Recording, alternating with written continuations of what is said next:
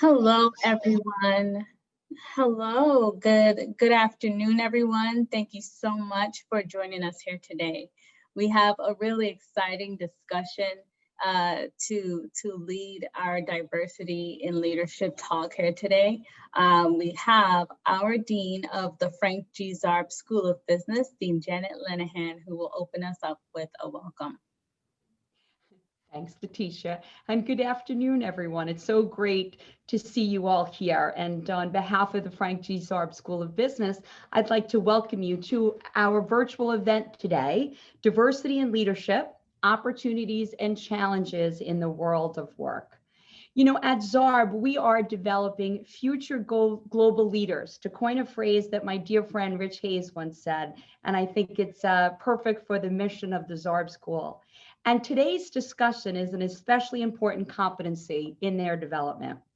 Listening and learning from top executives will help us all think critically about diversity initiatives in the workplace and ways to drive much needed change.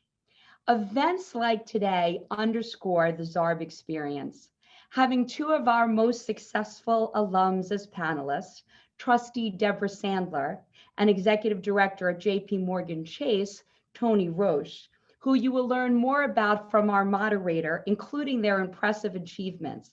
But having them join us today to share their time and expertise is truly a testament to our community. With an alumni network of over 40,000, our students have the opportunity to connect with leaders across industries who can help mentor and guide them on their career path.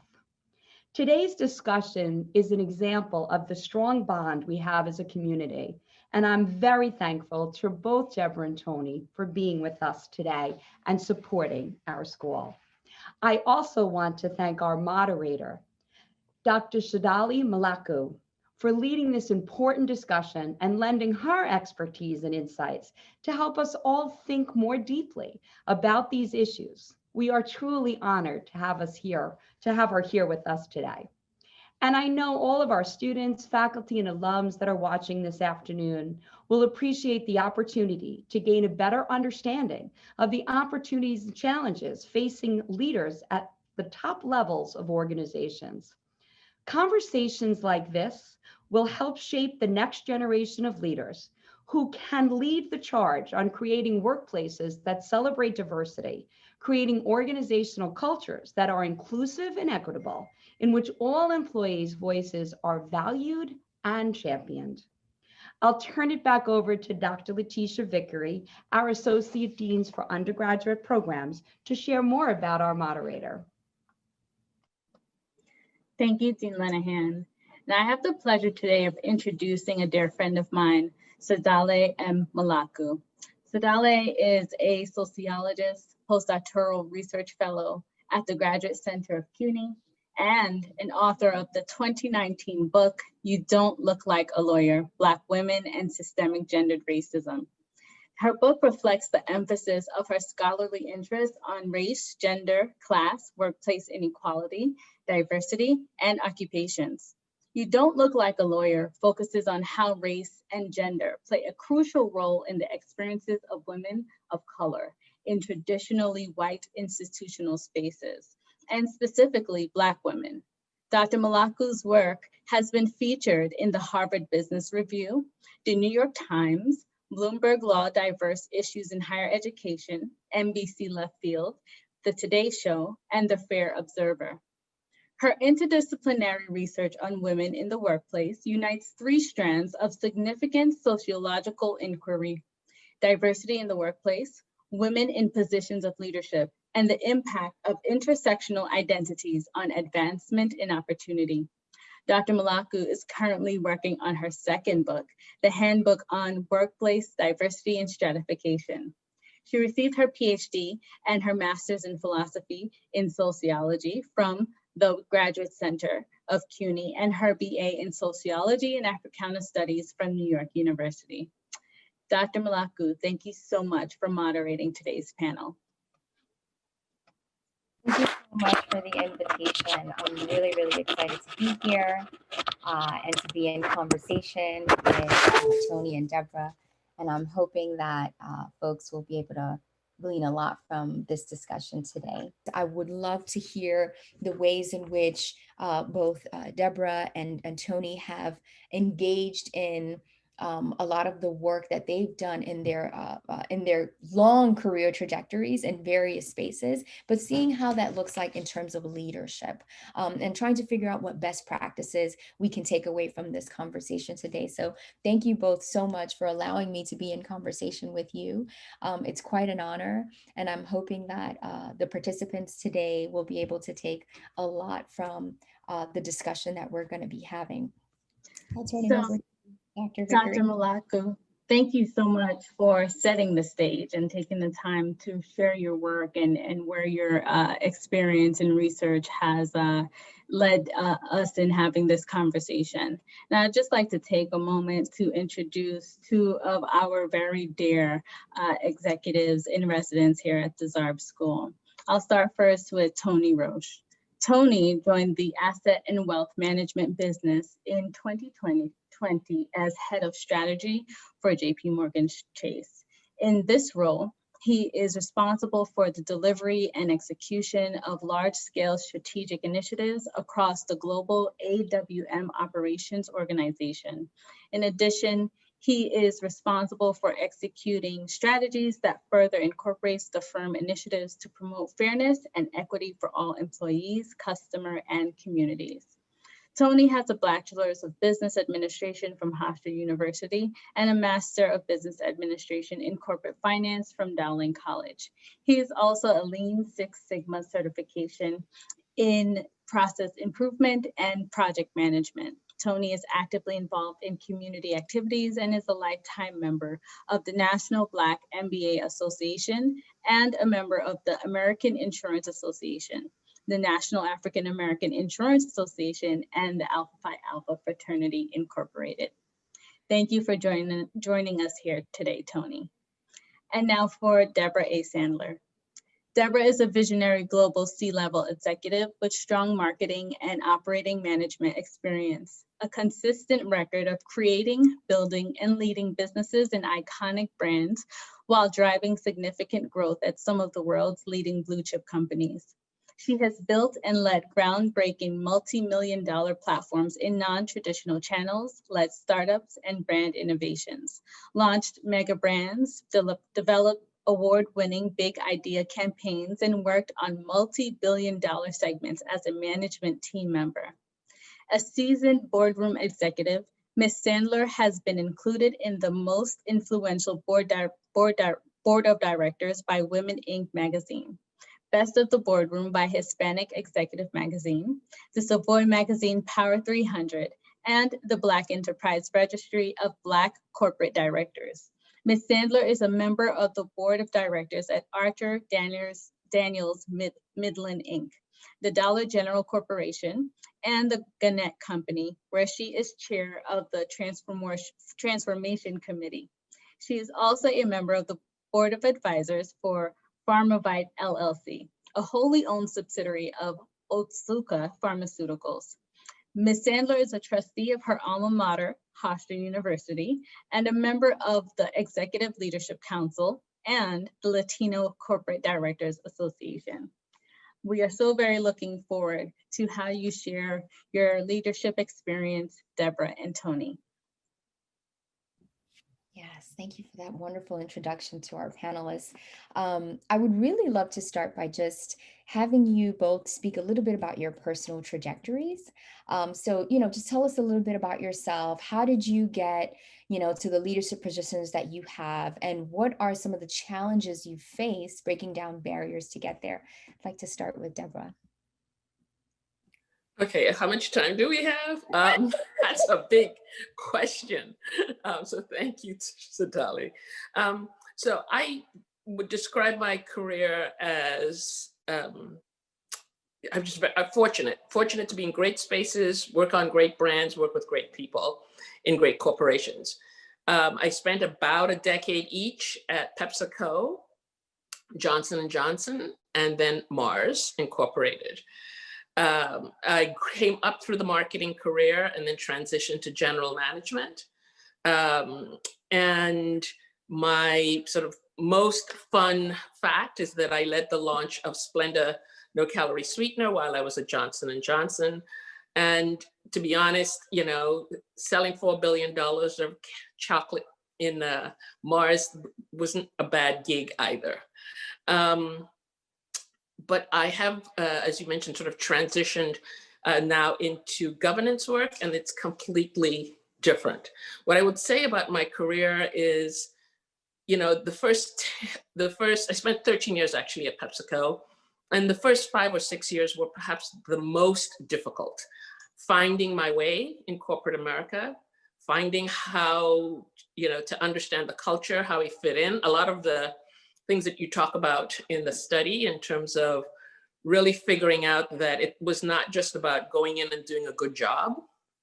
That alone was not enough. That was a little bit, that was the price of entry. But being successful did mean not just doing a good job, doing a job that was better than everybody else, better than my peers, so that I could just keep current. It meant building relationships. It meant being seen, being visible. It meant a whole lot of things, but most importantly, it meant having the right mentors and sponsors, without which, I don't care how good I was, you know, that's what gets opportunity. Someone needs to say, you know, in those closed rooms, when they're deciding who gets what promotion, who gets what job, you need to have someone in there who's an advocate for you, someone who is powerful enough to say, let's give her the job that others will listen to. And by the way, I'll be very honest, that's not just about Black people. That if you talk to any white CEO and chairman, they will tell you they needed mentors and sponsors along the way. It's just more critical for us. So you just sort of, you know, multiply the importance of it. And so, you know, if I were to summarize anything, I would say this: I have faced all kinds of discrimination, you know, with ageism, sexism, racism, now a little bit ageism, and you know, it's one of those things where you simply cannot let it hold you back. You've got to fight and find your way through if it's important to you to succeed in that environment. And the war has to be fought both on the inside and the outside. So we need people like Tsedale doing the studies and helping us understand the frameworks, but then you need people on the inside moving forward and fighting the battle on the inside as well, which is where I've spent most of my career. Thank you so much for that. We can just go right off of that and like go into deep conversation. But Tony, I want to hear your personal trajectory too, and share some of those challenges that you face breaking down barriers. Absolutely, Tsedale. Thank you very much. And I'll start off just by saying good afternoon, Hofstra, and thank you for having me. It feels great to be able to come home, which is what I consider Hofstra, and speak about some of the experiences that I have and what I've had on the heels of my experiences and my time at Hofstra University. It's interesting. I'm going to start really grassroots, if you don't mind, and just speak about what I would call non-traditional upbringing. Is what I think I've experienced at Hofstra. I had an opportunity to be involved in different organizations, but that put me in a space where leadership was something that I definitely had an interest in.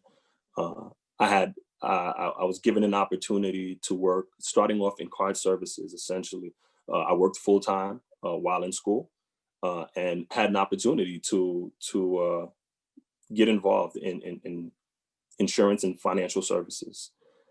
Working for a small firm in Garden City, had an opportunity to work, start to lead a team, but very soon realized that there would be limited opportunity.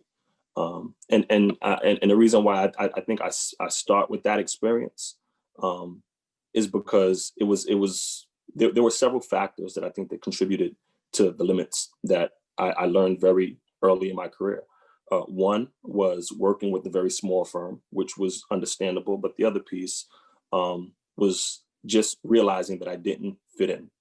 And it really did. It really was an opportunity for me to learn culturally, get a better understanding in terms of what you need to do in order to fit in, and how you grow in your career. Interesting lesson learning that I learned that very early. But it's interesting if I start there to where I am right now. Throughout my career, I've had an opportunity similar to what Debra mentioned, having sponsors and mentors who gave me a different vantage point to look at. And it really was that I shouldn't be trying to fit in. I should be able to bring my whole self into whatever space that it is. So learning corporate America first and foremost, and exactly what the rules of engagement were within that space. But at the same time, growing as a person and learning about how to actually bring your whole self into your professional workspace. I've, again, had great folks around me throughout my career, and ultimately landed in a space where I'm now at JPMorgan Chase. Fortunate, I say, in that I'm working for a firm right now that has given me the opportunity to learn a great deal, to share some of my perspectives. And in my bio, one of the things that I've recently taken on is the executive sponsor for our diversity, equity, and inclusion over at JPMorgan Chase. I share that with you to say it's, again, an evolution. I remember 20 some odd years ago when I started my career, it was emerging markets is what the hot topic was. It went from emerging markets to then it was a situation where it was evolved into diversity and inclusion. To now it's diversity, equity, and inclusion, which I think is fitting. I think the evolution has gotten us to a space where we've continued to progress and get to a real conversation. Tsedale, you kicked off and spoke about some of the things that have been happening in our communities more recently. And again, lessons learned. Hopefully I think we are having real conversations now in the workspace where in the past we didn't have these types of conversations. We're now in a space where when we're talking about leveling the playing field, we're looking to create opportunities, focusing on recruitment and retention, learning and development, focusing on communication, looking at culture and environment, and creating a space where individuals are able to bring their whole selves to work. So when you talk about a trajectory, I look at a trajectory as being able to grow, evolve. I started off in a space where I think was more uncomfortable and learning the rules in order to fit in, where now the expectation, and I would put it out there to anyone who is listening, the expectation should be that the world is looking to learn and not tolerate, but include all different walks of life into these conversations and into these places of employment. That's really, really an earnest response. And I think that what's important in a lot of what you said and what Debra said is this idea of fit, right? Fitting into these spaces, right? Molding ourselves so that we fit into communities within our workspaces that allow us to develop and grow. I also think, given the immense research on critical race, that this also becomes a rhetorical strategy, right? That oftentimes excludes even the language fitting in. We need someone who's a good fit from hiring to all the way to promotion, right? That plays a very significant role, the way that language plays a role in the impact of not just BIPOC, but other marginalized groups in these organizational spaces. But thinking about that and thinking about what you both said in terms of sponsorship, right? Having someone that's going to be supportive of you, that's going to, put their reputation, their word, their book of business down, right? When it comes to sponsoring you, when it comes to advocating for you in closed spaces in particular, where you're not at that table, is critical, right? More than anything, that is the way that any person who is going to advance, right? Having that sponsor.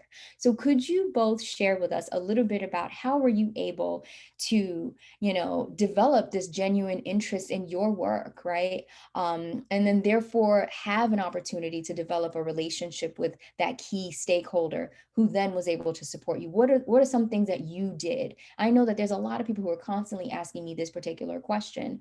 How should I be able to form those, in quotes, organic relationship? Because again, language plays a role in exclusion. What are some tips, some recommendations you may be able to give us and our participants about developing those relationships? Debra? So I think it's awkward. I'll start by saying that it's not the easiest thing to do. And the only thing I would say to anyone who is sort of struggling through it is keep in mind that you benefit the most by making it work. Okay. And so the first part of it is your performance, right? You do have to perform. You do have to be doing the best at whatever you are charged to do, or your very best, right? You got to be bringing your very best, because if you're asking for someone to sponsor you, as Tsedale says, they are putting sort of their reputation on the line based on your performance or your success. And so they're not going to do that if they don't think you're going to be successful. So the first thing is you got to perform. The second thing is somehow you have to find a way to have these folks get to know you, because it is the performance, but there's also a softer side in these sort of relationships where they need to sort of get to know your character, your values, and who you are. And sometimes that may seem such a vast gap. Like, how am I going to get this senior vice president to get to know you? And the thing I would say to you is that, almost all companies have opportunities for you to meet the senior management. And many, many times those people may say to you in a conversation, feel free to call my office, sort of. And do you use it? Do you take that opportunity? It may feel awkward when you call their office and say, well, I met him at this reception and he said it was okay to call. And the the admin may not get back to you right away, but you have to take those opportunities. You kind of do have to put yourself out there. Have a lunch, have a cup of coffee. Look for any kinds of sort of maybe easier, it might be company functions or whatever, to give yourself an opportunity to do that. Then also look for ways for your work to get shared. Sometimes, you may do the work, but someone else might be getting credit for it, or as it goes up the line, your name gets, lost. Somehow find a way to make sure that, people see your work. And this is one of those things where I say to our younger folks, which is you do have to be comfortable tooting your own horn. It is not about arrogance. It's not about showing off. But in my experience, women and people of color, especially in the workplace, tend to shy away from that. And maybe it has to do, Tsedale, with some of the frameworks that you have talked about that make folks feel like, well, it's not appropriate. But I can share with you that your white male peers are doing it all the time. And when I was president of divisions, the people who were in my office the most asking for raises and promotions were the white males, okay? And in my 30 years of running businesses, I will also tell you that I've only had one conversation with a woman who fought me hard on her compensation. The men did it all the time, the white men. And so we do have to advocate for ourselves. If you want to be in that space, you do have to advocate for yourself. And just a comment on fit, I liken it to the culture in an organization, in any group of people. You do have to understand what that is. And it's like playing a game. If everybody's playing chess and you're playing checkers, you will not be successful. You do need to understand the rules of engagement, whether you like it or not. That culture, and the bigger the company, the stronger, the harder it is to change. the culture. Although, as Tony's experience, when the company is small, it can be suffocating because you got no place to go.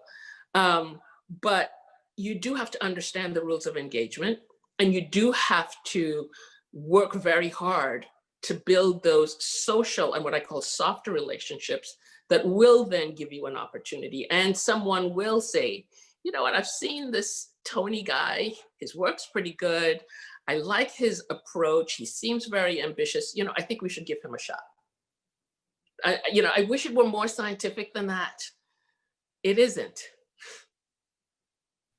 Of course. Tony, do you have thoughts on that?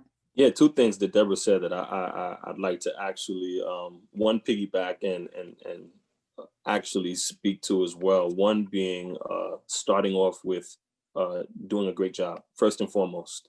If nothing else, when we look at leveling the playing fields, the one thing that I always say is first and foremost, whether it be a diverse candidate or not, to get into the room, to have the conversation, to be even part of the conversation, you have to have a body of work that speaks for itself. So first and foremost, I would say to be sure that you are meeting and exceeding expectations as it pertains to business results. With that being said, all things being equal, I think I would also say that in my experiences as people of color, or I'll say as diverse individuals, and I say that both gender or ethnically diverse, we tend to take a step back and not be as vocal about telling our stories. One of the things that I speak to my mentees about is just that, making sure that you have your elevator pitch so people understand what your value proposition is. Make sure that you are in a space where you are able to have individuals understand what your organizational impact is and what you represent. That's a big piece. You don't want people, and again, this is natural. People do not want to work with somebody who they don't know. So there is a certain aspect. I could tell you personally, and today you may see me and say, oh, he seems like he's a pleasant guy. I wasn't the most social in the past. It was a situation where I think whether it be culturally, growing up in New York City, it was one where we weren't the warmest and fuzziest of individuals. And I think I brought that into the workplace at a certain point. It really was a situation where I had a mentor of mine who had a very real conversation with me and asked me, is there a reason why you don't speak about family, friends, things of that nature, about what your passions are so individuals can get to know you? The same way when you're, again, you're going to work with an individual on a day-to-day. Some of my best sponsors or mentors have come about off of social situations. So again, I would say if I were to give any suggestion is to bring your whole self to work. When it's meant to be, when it's a fit, it will be. And that's not you forcing a square peg into a round hole.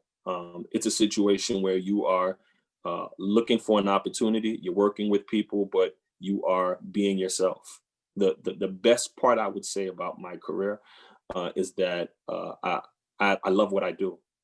And part of that is because I don't have to pretend. I've gone on interviews and 9 times out of 10, I've been given the job. And part of it is because it really wasn't work. I was able to get there. I was able to have conversations about what my passions were and speak intelligently about what my technical expertise has been.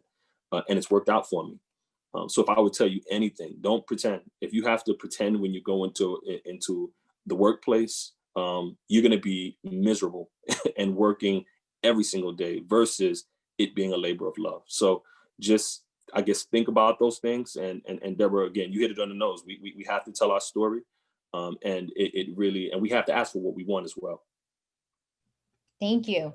I'm thinking about advocating for change, right? And in leadership positions, that's one of the most important things, particularly as we're engaging this idea of diversity, right? So how do you navigate, and I'm going to direct this to Debra, how do you navigate white institutional spaces as one of very few Black people in leadership positions while still advocating for changes in recruitment or professional developments, and advancement opportunities for potential marginalized groups, and in particular, BIPOC candidates. Could you speak to that a little bit? Gosh, I don't know that I have a playbook. I just do it. I mean, as Tony talked about, I bring my whole self in to the room. So if I am presented with a process or a list of candidates, and I look at and I see that there's no diversity, I speak up. I mean, we have to speak up, and sometimes that may require more courage than we might be comfortable with. But my thing is, if you aren't willing to put yourself on the line, then don't complain about the situation. You do need to speak up in the appropriate ways and at the appropriate times. But I think for me, honestly, I don't have a playbook. I have always been outspoken. If I see something, I say something. If I'm uncomfortable with something, I try to change the situation, and I enroll people in that plan, or you may say plot, to change things. And to be honest with you, I've been fortunate because I've always been prepared to walk. That if I find that, look, they're not into it, they're not into me, then that means it's not the right environment for me. And you know what? I think I'm smart enough, bright enough, I'll find something else. The good news for me is I haven't had to do that.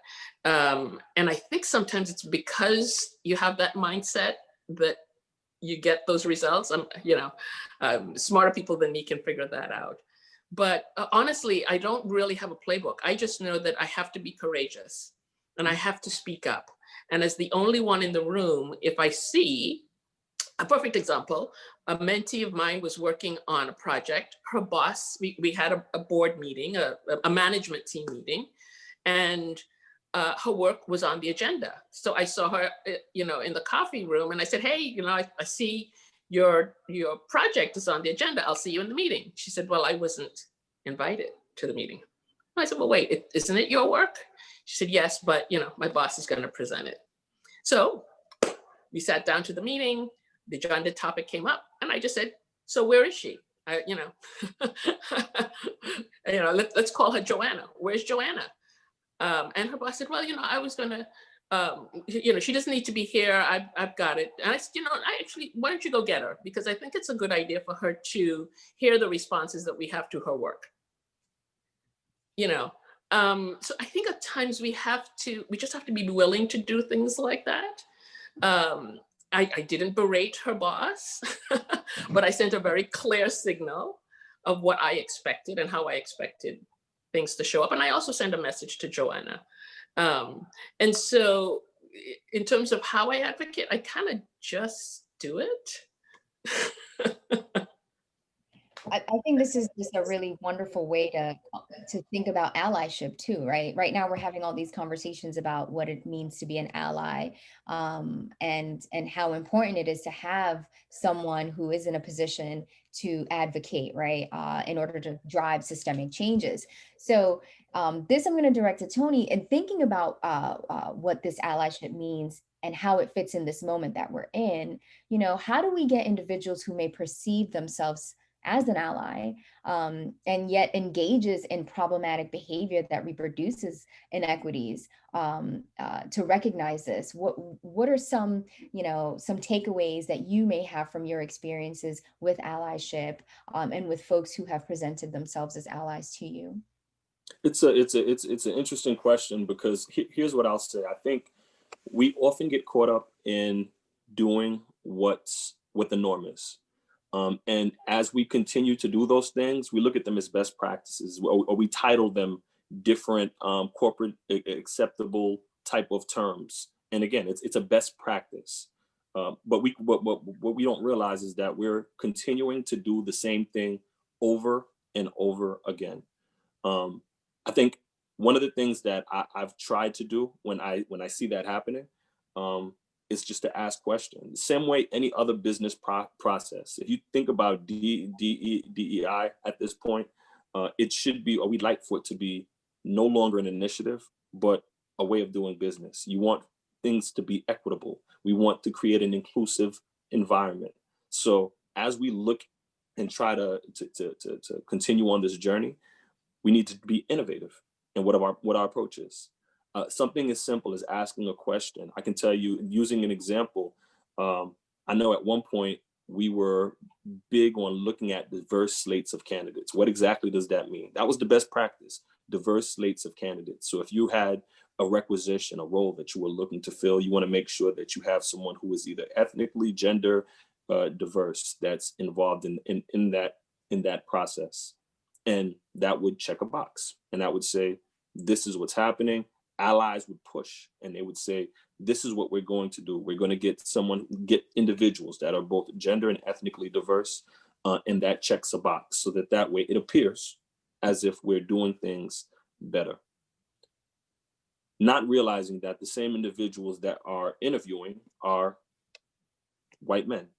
So if you have white men that are interviewing diverse candidates who they do not necessarily have anything in common with, you end up in a space where they're going to gravitate towards what they know, what they're more comfortable with. You all have been in a high school lunchroom, and it's the same thing. You walk in and you sit with the individuals. The cheerleaders sit with the cheerleaders. The basketball team sits with the basketball team.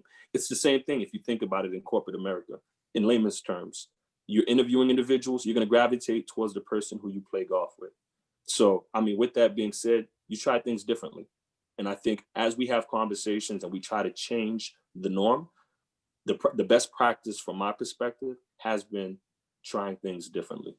And I think that's the message that we have when we talk to allies. When we look for allyship, not only do we welcome those individuals who are looking to further the agenda, but we also look for them to try things that are different than what we've done in the past.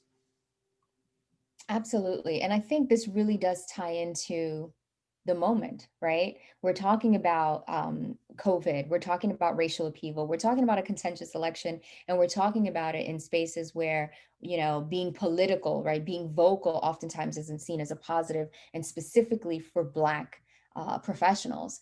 And, you know, I think this next question really, you know, how are we able to conceptualize working remotely, right? And the challenges that come with that, while also dealing with all of these things that are happening in this very moment, right? So, you know, what does this mean in terms of gaining access to networking or building, right? Building these relationships in this remote space with either clients or senior leadership. Either way, like, we're having to create a space where we will be able to develop these relationships that would hopefully have a positive impact on our trajectory. So if you guys, if either of you wouldn't mind speaking, I know we only have 7 minutes left and I wish we had another hour. This is killing me. But you know, I would really love to hear some of your thoughts on how our participants may be able to build out those capabilities while working remotely, still recognizing the importance, and specifically women of color who are disproportionately impacted by racial and gender inequities. And seeing how they are now falling off in terms of access, even more so than when physically being in these spaces. What are some thoughts you might be able to leave us with, and some recommendations, particularly for those out there who may be able to apply it directly? Tony, why don't you go, because you're in the space today. I'm on boards. It's a little bit different. Yeah, I mean, thanks, Debra. I appreciate it. What I would say is, at this point, it's important to be deliberate. That's the first piece. I'll just tell you again. I'm going to use the term, but sharing some best practices of what I've done. Again, I recently just transitioned into a different line of business. I now have global responsibilities, and as part of this, there are a lot of individuals that I have to engage with that I've never met before. For me, I'll be honest with you. I'm someone who I enjoy being in the office. So the opportunity to travel, the opportunity to meet people, those are the things that I'm fueled by.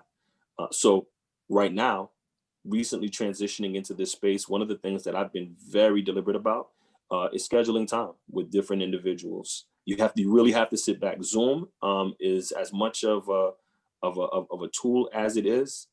If you don't leverage it properly or you don't use it the right way, you'll be at a disadvantage. It's like trying to hammer something in with a screwdriver. So you have to really sit back and be deliberate about starting these conversations. The other piece that I would say is, again, depending on what your personality type is, step out of your comfort zone and try to learn about different things, even if it's not something that's within your wheel well. If you see someone and they possess a specific characteristic or trait that you value, you should reach out to that individual and network. It goes such a long way. I had an intern who came to visit with me. Great young lady. One of the things that I shared with her was the importance. And the first thing she said to me, she said, if you were to give me any advice coming into this space, what would you suggest? And the one thing that I told her, I said, hey, I would network. Any meeting that you sit in on with me, I told her, I said, feel free to schedule some time with that individual and let them know about yourself. Tell them, have that elevator pitch prepared. Let them know what your passions are. Establish those relationships. So if nothing else, again, I would tell you, establish relationships, reach out, come out of your comfort zone, but be deliberate and intentional. Thank you so much. And I can't leave without asking this question to Debra, because you have really been paramount in terms of your breadth of experience and knowledge. What recommendations would you give to leadership for them to change this approach about DEI being more of a catchphrase, right? And instead creating a space where work is not only recognized, but valued as a core component of organizational missions, right? And that therefore becomes more transformative rather than us being stuck in a moment. How do we turn that into something that is going to actually lead to real change, just in terms of your experiences and your final thoughts on that?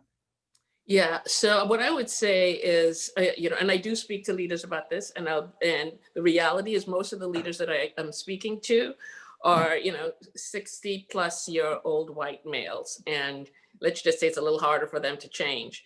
And so I'm also would be speaking to the students on the call who are, as they learn to lead, are going to be challenged to lead in different ways, right? So the 60-year-old white males had their period where they could continue to just sort of, only include people that look like themselves and not get called out on it.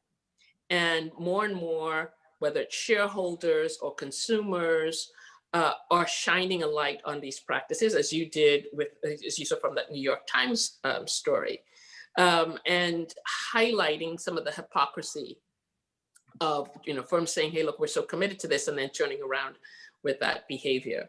So what I have found over time is that with leaders who, quote unquote, get this right, it really is about intentionality, because your leadership and your organization is watching. You can put in all of the check the box exercises and things. It doesn't really work until you are actually doing it with your own team. People need to see that you restructure your team and you put strong, diverse leadership on your team. They will then take from that, well, this is something that might be rewarded. Maybe I should do the same, right? So it starts first from that leader modeling what they say they want in their organizations. Don't look to, the people in the middle and the lower part of the organization and give them processes if you're not doing it yourself. That's the first thing. The second thing is I encourage people to get to know different people in their social settings. Who are you networking? Who is at your level? Who might be different? Do you know? Have you had, people of color over to dinner? Are you friends with anyone? This is how you do sort of get to know a little bit better what it is like to walk in some different shoes. They have to also put themselves up there. And that everyone always says, well, yes, but it is it is hard for them to do, but I think it's really, really, really critical. because you also have to display a certain comfort with people. You know, we all sense when someone is sort of doing something because it's the right thing, or whether they're just really comfortable with you. And that takes time, that takes investment. In the same way that we have to go out and figure out fit and so forth, they need to put themselves out there. So I think the single biggest thing that I talk to leaders about is say all you want, but really it's what you're doing. I want to see the leadership on your team. I want to see a pipeline leading to those jobs. That will cascade in your organization more than any words that you could actually say. Your actions really do speak louder than words. And I will also say to the students on the call, as you transition into leadership roles, you have to learn to be able to lead people who are different from you. And the same thing will apply. You need to be comfortable and get to know people who are very different so that you can lead, because people will not follow you if they don't understand you, if they can't connect to you in some way. They might do what you want, but that true followership won't be there. Thank you so much. I'm going to give it to Dr. Vickery. I'm so lucky to have had this opportunity to be in conversation with both of you, and I hope we can continue that conversation. I just want to give a huge round of applause to our speakers for all of the advice and knowledge and wisdom you shared here today. It really takes work, vulnerability, coming to bringing your true self and your full selves to a conversation, especially when you have to fight through a lot of muck sometimes in the business environment to do so. So we appreciate your efforts in this space. We appreciate all of the door opening you have done for young people in their careers like myself and the students that we have here at ZARB. And I want to give the floor back to our dean, who ZARB students, especially, if you can see, our dean has worked hard to reflect diversity in the dean's office and to open up the doorway to show you what it looks like. So the proof is in the people, right? So Dean Lenahan. Thank you very much. I appreciate that, and I just want to echo exactly what Dean Vickery just said. You know, we thank you so much to Debra and to Tony and Tsedale. What a phenomenal conversation. And Tsedale, I completely agree with you. I think we could have been here all day, honestly, and would have continued to get just great advice and more importantly, things for us to think about and reflect on. You gave us so much to really take away and think about what we're going to do in terms of making the change that we need. And so many just great, I'm going to be quoting both of you, I guarantee you, as you know, we continue in the ZARB school to find our way and what we should be doing as a business school along these lines. So thank you, all of you, so much. And for everybody participating today, you have your homework. Our panelists and our moderators set the bar high and they have expectations for us, and I think we can live up to them. So let's roll up our sleeves and get to work. Thank you, everyone.